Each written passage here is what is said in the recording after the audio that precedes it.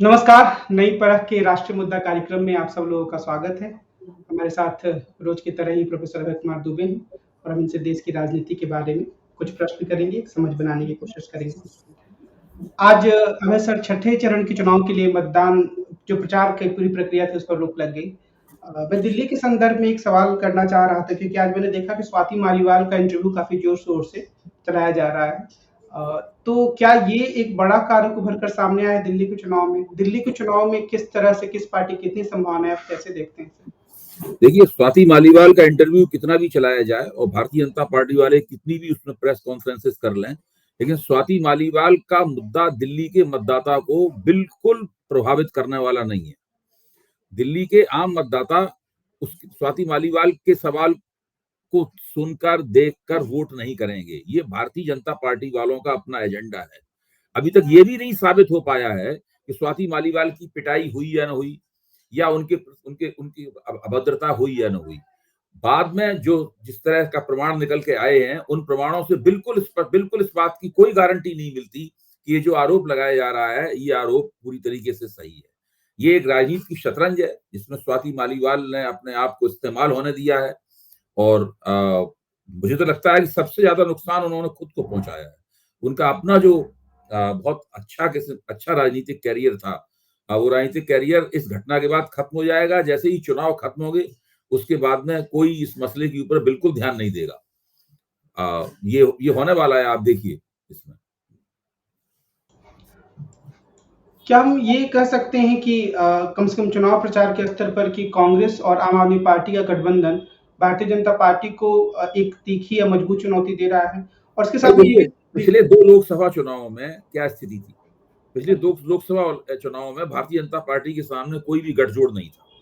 सब पार्टियां अलग-अलग चुनाव लड़ रही थी, तो भाजपा का वोट तो भाजपा को मिल रहा था, लेकिन भाजपा विरोधी वोट बट रहा था। अब भाजपा विरोधी वोट एक जगह पड़ेगा, वो बटेगा नहीं। पहली बात तो ये है कि ये एक चुनौती है निश्चित रूप से भाजपा के सामने। दूसरे, ये 2019 नहीं है, ऐसा कोई राष्ट्रवादी उछाल नहीं है मतदाताओं के सामने। मतदाता भी सोच समझ के वोट देगा। तीसरे, अरविंद केजरीवाल की जिस तरह गिरफ्तारी हुई है, तो अरविंद केजरीवाल को भी दिल्ली में कुछ लोग अपना नेता मानते हैं। मैं समझता हूँ अरविंद केजरीवाल को अगर लोग नेता नहीं मानते होते तो वो 3 विधानसभा चुनाव कैसे जीतते, वो शीला दीक्षित को चुनाव में कैसे हराते। तो जो लोग अरविंद केजरीवाल को अपना नेता मानते हैं, उनका एक बड़ा हिस्सा लोकसभा चुनाव में भाजपा में चला जाता था। वो इस चुनाव में भाजपा में पूरी तरीके से नहीं जाएगा। उसका, मैं नहीं कह रहा हूं कि सारा का सारा हिस्सा आम आदमी पार्टी में रह जाएगा, लेकिन कुछ हिस्सा उसका आम आदमी पार्टी में जरूर रह जाएगा। इससे भी विपक्ष की इंडिया गठबंधन के को जो वोट मिलेंगे उनमें इजाफा होगा। तो ये स्थिति बताती है कि इस बार दिल्ली में कोई जीते कोई हारे, लेकिन दोनों पक्षों के बीच में करारी टक्कर होने वाली है। 2019 में जिस तरह मामला एक तरफा हो गया था, उस तरीके से एक तरफा नहीं होगा। क्या दिल्ली के चुनाव में उम्मीदवारों की अपनी छवि का भी एक महत्व होता है या हो सकता है, या मोटे तौर पर पार्टियों के आधार पर ही लोग वोट डालेंगे? नहीं, दिल्ली ये इस बात को लेकर भाजपा के रणनीतिकार काफी शंकित थे कि दिल्ली में उनका मानना था कि उम्मीदवारों के खिलाफ काफी जो पहले से एमपी सांसद हैं उनके खिलाफ काफी एंटी इनकम्बेंसी है। इसलिए उन्होंने 6 टिकट काट दिए और उन्होंने 6 नए उम्मीदवार पेश किए। केवल एक टिकट मनोज तिवारी का बचा रहा, उस टिकट को नहीं काटा गया। और इसलिए नहीं काटा गया कि मनोज तिवारी के निर्वाचन क्षेत्र में एमसीडी में दिल्ली में हर जगह भारतीय जनता पार्टी हार गई थी, लेकिन वहां पर भाजपा के कुछ उम्मीदवार जीते थे, वहां उन्हें अच्छा वोट मिला था, इसलिए उनको दोबारा फिर से टिकट दिया गया। लेकिन दिल्ली के 6 भाजपा उम्मीदवार पूरी तरीके से नए हैं। ये कहा जा रहा है, बहुत सारे समाचार चैनलों पर भी बात चल रही है कि ये जो अंतिम 2 चरणों के चुनाव हैं, वही असल में मैच अंतिम ओवर तक गया है और उसके बारे में फैसला करेंगे कि चुनाव का मैच कौन जीता। क्या आप भी ऐसा मानते हैं? और क्या आपको लगता है कि 2 चरण के चुनाव ही सबसे ज़्यादा महत्वपूर्ण माने जाने चाहिए? या एक खबरों देखिए, का तरीका अब है? देखिए, कल मैं आशुतोष के साथ में प्रभु चावला की बातचीत इत्तेफाक से वो सामने आ गया, तो मैंने उसको क्लिक कर दिया, मैं उसको सुनने लगा। उसमें प्रभु चावला स्वयं स्वीकार कर रहे हैं कि मैं तो शुरू से राष्ट्रीय स्वयंसेवक की शाखा में जाता, मैं खुद ही संघ वाला हूँ, मुझे मेरे मोदी जी से भी अच्छे संबंध हैं, मोहन भागवत से भी अच्छे संबंध हैं, मोदी जी मेरे बेटे की शादी में भी आए थे। सब वो पूरा ब्यौरा बताते हैं कि किस तरह राष्ट्रीय स्वयंसेवक संघ के साथ उनके गए, और राष्ट्रीय स्वयंसेवक संघ के लोग उनके घर भी आए थे अभी चुनाव के दौरान, ये सब भी वो बता रहे थे। उनका ये भी दावा था कि संघ वाले भाजपा से नाराज नहीं है, बल्कि वो खुल के भाजपा का साथ दे रहे हैं। इसके बावजूद भी उन्होंने ये नहीं कहा कि 5वें चरण तक भारतीय जनता पार्टी को बहुमत प्राप्त हो गया है। उनका कहना यह था कि चुनाव में संघर्ष जारी है। तो ये जो भाजपा की तरफ से कहा जा रहा है कि हमको तो पहले से ही 310 सीटें प्राप्त हो गई हैं, अब तो बाकी बची हुई 115 सीटों में से केवल 90 सीटें ही जीतनी है, मतलब केवल 25 सीटें भाजपा हारेगी और बाकी सारी सीटें 90 सीटें जीत जाएगी और वो 400 पहुंच जाएंगे मोदी जी। तो इस प्रकार की बातें कही जा रही हैं वहां से। हर पार्टी अपने अपने दावे करती है, लेकिन सब लोग जानते हैं कि इस चुनाव में अभी तक बहुमत का फैसला नहीं हो पाया है। आज मैं उत्तर प्रदेश का एक वीडियो देख रहा था जहां पर अखिलेश यादव प्रतापगढ़ में एक सभा को संबोधित कर रहे थे और वहां पर उन्होंने थोड़े परोक्ष तरीके से ही राजा भैया की पार्टी को धन्यवाद दिया कि वो लोग भी उनकी सभा में आए हैं। क्या उत्तर प्रदेश के इन चुनाव में जो छठे चरण में होने वाले हैं, ये राजा भैया को एक बड़ा कारक है राजपूत वोटों को? देखिए, वो उनका जिस क्षेत्र में कौशाम्बी, उस क्षेत्र में उनका प्रभाव है ना, राजा भैया का है, उसमें वो निश्चित रूप से कुछ सीटों को प्रभावित करेंगे और वो खुलकर भारतीय जनता पार्टी के खिलाफ हो गए हैं और वो खुलकर समाजवादी पार्टी का साथ दे रहे हैं। तो निश्चित रूप से साथ में पूरे उत्तर प्रदेश में जो कही जा रही है कि राजपूत वोटर थोड़ा भाजपा से अनमना है, कहीं कहीं नाखुश है, कहीं स्थानीय परिस्थितियों के कारण भाजपा के साथ भी है, लेकिन बगल वाली कॉन्स्टिट्यूंसी में चूंकि स्थानीय परिस्थितियां वैसी नहीं है इसलिए भाजपा के विरोध में है। तो ये तमाम चीजें जो है ना वो भाजपा की स्थिति को मुश्किल बनाती हैं। अब जैसे कि मान लीजिए अमेठी और रायबरेली देख लीजिए आप, तो अमेठी के राजा हैं संजय सिंह, तो वो संजय सिंह इस चुनाव प्रचार में बिल्कुल नहीं देखे गए कहीं भी, उन्होंने स्मृति ईरानी की कोई मदद नहीं की। अब अदिति सिंह का बहुत बड़ा और मजबूत परिवार माना जाता है वहां पर, वो खुद विधायक हैं, वो भी भाजपा की विधायक हैं, पहले कांग्रेस में थी, अब वो भी नहीं कोई मदद कर रही है स्मृति ईरानी की या दिनेश प्रताप सिंह की जो रायबरेली से लड़ रहे हैं। तो जो परिस्थितियां हैं वो परिस्थितियां भाजपा के लिए पहली नजर में उस तरह से अनुकूल नहीं लगती जिस तरीके से भाजपा अगर होती तो भाजपा अपने आप को ज्यादा सहज महसूस करती। दूसरी तरफ ये भी एक तथ्य है कि 2019 में जो सीधा सीधा अंकगणित भाजपा के खिलाफ लग रहा था, वो अंकगणित उस तरीके से नहीं है भाजपा के खिलाफ, क्योंकि भाजपा के खिलाफ उस तरह का गठजोड़ नहीं है। पहले तो जयंत चौधरी भी भाजपा के खिलाफ थे, मायावती भी भाजपा के खिलाफ थी, अखिलेश भी भाजपा के खिलाफ थे और इन लोगों के बीच में एक गठजोड़ था। इस तरह का गठजोड़ वहां पर नहीं, लेकिन रणनीति बदली हुई है। अखिलेश ने जिस तरह से टिकट बांटे हैं उससे काफी फर्क पड़ा है। उससे वो बजाय इसके कि नेताओं को अपने साथ जोड़ते, उन्होंने टिकटों के वितरण इस तरीके से किया है ताकि पिछड़ी जातियों के वोट उनको प्राप्त हो सकें। दूसरे, ये जो संविधान बदलने और आरक्षण का प्रश्न विपक्ष ने उठाया है, जो मुझे लगता है कि कमजोर तबकों को वो काफी अपील कर रहा है। उसकी एक वजह है, देखिए भारतीय जनता पार्टी जोर शोर से कहती है कि संविधान में कहीं नहीं लिखा हुआ है कि धर्म के आधार पर आरक्षण दिया जाए। बात सही है, लेकिन संविधान में तो यह भी नहीं लिखा हुआ था कि आर्थिक आधार पर आरक्षण दिया जाए। यहां तक संविधान सभा ने तो इन दोनों आधारों पर आरक्षण देने का विरोध किया था। तो भारतीय जनता पार्टी ने तो अपनी संसदीय शक्ति का सहारा लेकर कानून बनाया और आर्थिक आधार पर आरक्षण दिया। आर्थिक आधार पर आरक्षण देने की प्रक्रिया में यह हुआ कि न केवल ऊंची जातियों को आरक्षण प्राप्त हो गया, बल्कि मतलब मुसलमानों की ऊंची जातियों को भी आरक्षण प्राप्त हो गया।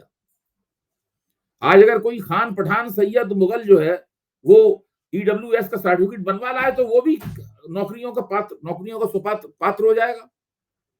मतलब तकनीकी रूप से उनको भी आरक्षण प्राप्त हो गया है। उन्होंने कभी सोचा भी नहीं था कि ईडब्ल्यूएस कोटे में उनको भी आरक्षण कभी मिलेगा, जो मुस्लिम अभिजात वर्ग है। तो भारतीय जनता पार्टी ने जो हिंदुओं की ऊंची जातियों की अपनी जो कॉन्स्टिट्यूएंसी थी, अपना आधार जो था, उसको अपने साथ रखने के लिए ये जो कदम उठाया, इस कदम का लाभ मुसलमानों की ऊंची जातियों को भी प्राप्त हुआ। अब भाजपा एक और काम कर रही है, वो कर्नाटक में जनता दल सेकुलर के साथ है। जनता दल सेकुलर ही वो पार्टी है जिसने वहां पर मुसलमानों को धर्म के आधार पर 4% का कोटा दिया था, जो बाद में अदालत ने निरस्त कर दिया। लेकिन भाजपा ने उसके साथ गठजोड़ करने में कोई संकोच नहीं किया। इधर तेलुगु देशम के साथ उनका इस चुनाव में गठजोड़ है। तेलुगु देशम ने तो घोषणा पत्र में लिख रखा है कि वो देंगे इस तरह का। तो एक तरफ तो आप इस तरह के लोगों से वो कर रहे हैं और यहाँ पे अपने अपने इस क्षेत्र उत्तर भारत में इस सवाल को इस तरह उठा रहे हैं जैसे कोई मुस्लिम तुष्टीकरण हो रहा हो। तो ये चीजें एक दूसरे को काटने वाली हैं।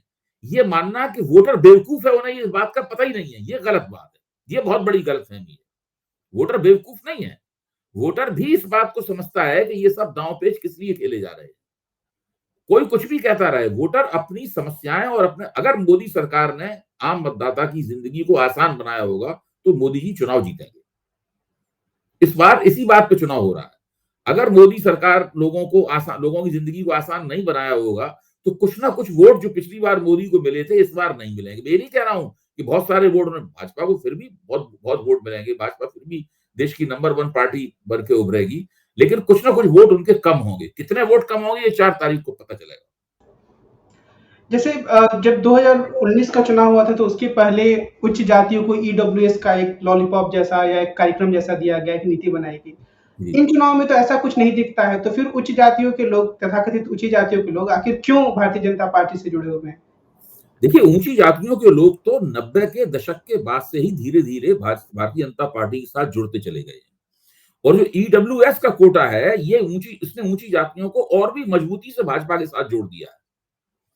उसकी मैं पहले भी कहता रहा हूं और नई परख के मंच पे भी मैंने कहा है कि जो अंबेडकरवादी भाषा है या सामाजिक न्याय की राजनीति की जो भाषा है या समाजवादियों की जो भाषा है या मार्क्सवादियों की जो भाषा है, वो लोग जिस भाषा में ब्राह्मणवाद विरोध करते हैं और ब्राह्मणवाद विरोध के नाम पर पता नहीं क्या क्या बातें कही जाती हैं, वो समझते हैं कि ब्राह्मणवाद का विरोध करके वो कमजोर जातियों को अपनी ओर खींच लेंगे। तो वो उसकी वजह से धीरे धीरे ऊंची जाति, और भारतीय जनता पार्टी में अगर किसी दलित को या किसी ओबीसी को जाना है तो वो उसका स्वागत है वहां पर, लेकिन उसे ब्राह्मणवाद विरोध की भाषा बोलने की इजाजत वहां पर नहीं। तो उनका जो समरसता वाला से समता का नहीं है, उनका समरसता वाला सिद्धांत है, उसमें ऊंची जातियां अपने आप को ज्यादा सुरक्षित महसूस करती हैं। और भाजपा ने संविधान का उल्लंघन करते हुए ऊंची जातियों को ईडब्ल्यूएस कोटे के नाम पर जो आरक्षण दिया है, उस आरक्षण की तो कभी ऊंची जातियों ने कल्पना ही नहीं की थी कि उन्हें इस तरह का आरक्षण भी मिल सकता है। इसलिए वो और भी ज्यादा मजबूती के साथ भारतीय जनता पार्टी के साथ जुड़ गई। बिहार की राजनीति में मैं ये खबर देख रहा था कि तेजस्वी यादव और उनके साथ काफी हद तक मुकेश सहनी भी रहे हैं। उन लोगों ने 200 सभाओं को संबोधित कर लिया है इन चुनाव में, 40 सीटें हैं और वहां पर भी राष्ट्रीय जनता दल ने उसी तरह का प्रयोग किया है जिसकी बात हम अभी उत्तर प्रदेश के संदर्भ में अखिलेश यादव की।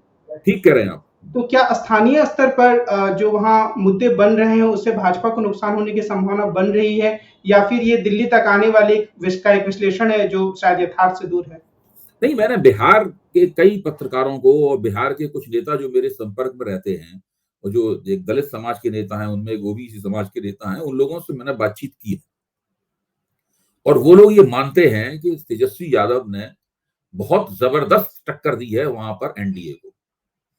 और ये भी लोग मानते हैं कि उन्होंने बड़ा परिश्रम किया है, बहुत जनसभाएं संबोधित की हैं और उनकी जनसभाओं में अच्छी अच्छी भीड़ आ रही। तो मैंने बदले में सवाल पूछा, वो तो मुसलमान यादव होंगे जो उनकी जनसभाओं में जोश खरोश से शामिल हो रहे हैं? उन्होंने ऐसी बात नहीं है कि उसमें अब दूसरी जातियों के लोग भी हैं, उन्होंने टिकट जिस तरह दिए हैं उसकी वजह से उनकी जनसभाओं में बड़ी विविध किस्म की भीड़ है। फिर मुकेश सहनी के साथ उनका गठजोड़ है, उसने भी उनको लाभ पहुंचाया है। तो बात केवल ये नहीं है कि वो केवल मुसलमान यादव ही उनके समर्थन में वहां खड़े हुए हैं। यही स्थिति अखिलेश की उत्तर प्रदेश में है। अखिलेश ने भी जिस तरीके से टिकट दिए हैं उससे दूसरी बिरादरियों के लोग भी उनके साथ जुड़े हैं। तो ये जो पूरी परिस्थिति है, ये परिस्थिति भारतीय जनता पार्टी को उन्हीं की पिच पर चुनौती देने वाली परिस्थिति है। चुनाव आयोग की भूमिका को लेकर कई सवाल उठ रहे हैं, खासतौर पर जो वोटों की संख्या में तकरीबन 1 करोड़ की वृद्धि हुई है। इस विवाद को आप कैसे देखते हैं? क्या सच में ऐसा माना जाए कि चुनाव में आयोग के द्वारा कुछ खेल हो चुका है? अच्छा, पहली बात तो ये है कि आप जानते हैं कि मेरा इसमें रवैया क्या है। मैं ये नहीं मानता हूं कि ईवीएम हैक करके हिंदुस्तान में चुनाव जीते और हारे जाते हैं। मैं इस कंस्पिरेसी थ्योरी, इस साजिश सिद्धांत के पक्ष में नहीं हूं।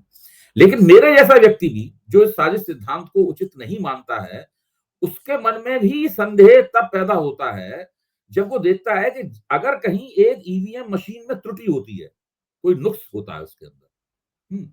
तो हमेशा जो विपक्ष का वोट होता है वही भाजपा में जाता है। ऐसा कभी सुनने में नहीं आया कि भाजपा में बटन दबाया गया हो और विपक्ष को मिल गया हो। ऐसा क्यों होता है? मैंने तो कम से कम पिछले 7-8 साल से ऐसी कोई खबर नहीं सुनी जिसमें किसी ने कमल पे बटन दबाया हो और वो साइकिल में चला गया हो, वो हाथ पे चला गया हो गलती से और वो मशीन में नुक्स पाया गया हो और कार्रवाई की गई हो। नुक्स होने पे भी हमेशा फायदा भाजपा को ही क्यों होता है? मैं कल से इस सवाल को लगातार उठा रहा हूं और किसी ने मुझे आज तक ऐसी खबर नहीं बताई है कि कोई तो बता दे मुझे खबर कि कभी कभी कहीं ऐसा भी हुआ हो। चंडीगढ़ में भी जो बेईमानी की गई मतों की, वो भी भाजपा के पक्ष में की गई। तो कुछ यही चीजें शक पैदा करती हैं, यही चीज शक पैदा करती है। जो 1,07,00,000 वोट चुनाव आयोग ने बढ़े हुए बताए, तो लोग इन्हीं बातों की वजह से सोचने लगते हैं कि क्या वो वोट भाजपा के बढ़ गए। मैं मानता हूं कि भाजपा के वोट इस तरीके से नहीं बढ़ सकते, क्योंकि जब चुनाव खत्म होता है, मतदान खत्म होता है, तो हर बूथ पर सारे एजेंट, पार्टी एजेंटों को बुलाकर, पार्टी प्रतिनिधियों को बुलाकर जो वोटिंग मशीन है वो सील की जाती है। अगर हम ये मान लें कि उसमें बाद में कोई, तो उसका मतलब वो सील को हटाकर बाद में उसमें भाजपा के पक्ष में वोट डाले गए और फिर दोबारा सील लगाई गई, इस प्रकार का फर्जीवाड़ा कोई करना पड़ेगा, जिसकी संभावनाएं मुझे बिल्कुल नहीं दिखाई पड़ती। लेकिन चुनाव आयोग का जो रवैया है, चुनाव आयोग ने जो घपला किया है तमाम ये इतनी देर 11-11 दिन लगाने में, उसकी और इस तरह की बातों से कि कभी भी जब वोटिंग मशीन खराब होती है तो उसमें लाभार्थी हमेशा भाजपा होती है, कभी विपक्ष, गैर भाजपा पार्टी कभी लाभार्थी होती ही नहीं है उसके अंदर। तो क्या आपको भी कुछ संदेह होने लगा है? नहीं, मैं बता रहा हूं कि संदेह का माहौल क्यों है भाई। आखिरकार ये संदेह क्यों किया जाता है कि जो 1,07,00,000 वोट बढ़ गए हैं, जो 27,000 प्रति निर्वाचन क्षेत्र बैठता है औसत, हर निर्वाचन क्षेत्र में 27-28 हजार वोट बढ़ गया है औसतन, मतलब है?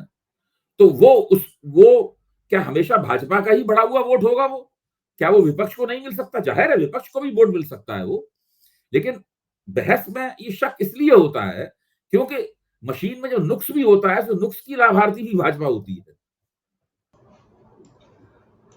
प्रधानमंत्री मोदी अपने आप को अभी बोलने लगे हैं कि उन्हें ऐसा लगता है कि उन्हें परमात्मा ने किसी विशेष कार्य के लिए भेजा है। तो अगर वो चुनाव जीत गए तो वो फिर डंके की चोट पर इस बात को क्या स्थापित करवाएंगे कि हाँ, परमात्मा ने उनको भेजा है भारत का पहले से ही, मेरे ख्याल से पिछले 1.5-2 साल से वो अपने आप को एक आध्यात्मिक विभूति साबित करने में लगे हुए हैं। इसीलिए जब भी उनके बारे में कहा जाता है कि वो ईश्वर के अवतार है, वो विष्णु के अवतार है, तो उनकी तरफ से कभी आपत्ति नहीं होती। वरना वो कह सकते हैं इस तरह की वाहियात बातें मत कीजिए भाई, मैं ईश्वर का अवतार वगैरह नहीं हूं। और जब संबित पात्र ने वहां पर उड़ीसा में ये कह दिया कि भगवान जगन्नाथ भी मोदी भक्त हैं, तो संबित पात्र ने उस समय तक अपनी बात में संशोधन नहीं किया जब तक कि विपक्ष ने आपत्ति नहीं कर दी, मुख्यमंत्री ने ट्वीट नहीं कर दिया। जब मुख्यमंत्री ने ट्वीट किया तो उन्हें लगा कि गड़बड़ी हो गई। फिर वो 3 दिन के उपवास का और प्रायश्चित का नाटक उन्होंने करना शुरू किया।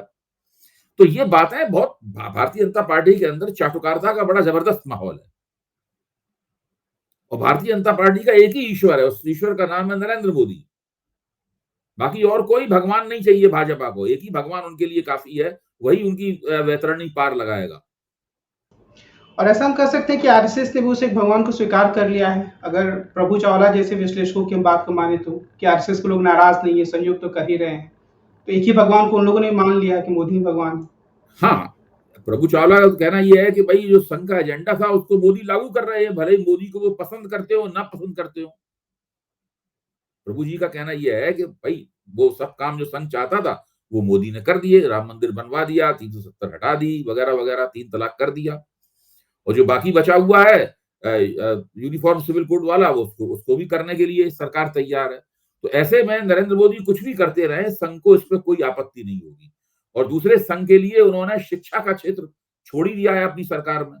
संघ को पूरे अधिकार हैं कि वो जहां जो चाहे वाइस चांसलर नियुक्त करें, जिस व्यक्ति का चाहे नियुक्ति हो, प्रिंसिपल उन्हीं की मर्जी से बनते हैं, प्राध्यापकों की नियुक्ति भी उन्हीं की मर्जी से होती है। सब कुछ शिक्षा और संस्कृति का क्षेत्र जो है उनके लिए छोड़ दिया है। लेकिन इसके बावजूद भी संघ जिस तरीके से भारतीय जनता पार्टी को नियंत्रित करने का आदी रहा है, उस तरीके से संघ इस भाजपा को, मोदी की भाजपा को नियंत्रित नहीं कर पा रहा है। अब तो जेपी नड्डा ने कह भी दिया है कि भाई संघ का भाजपा के संचालन में कोई भूमिका नहीं है, साफ तौर पर कह दिया है, इंटरव्यू में कह दिया है आपने।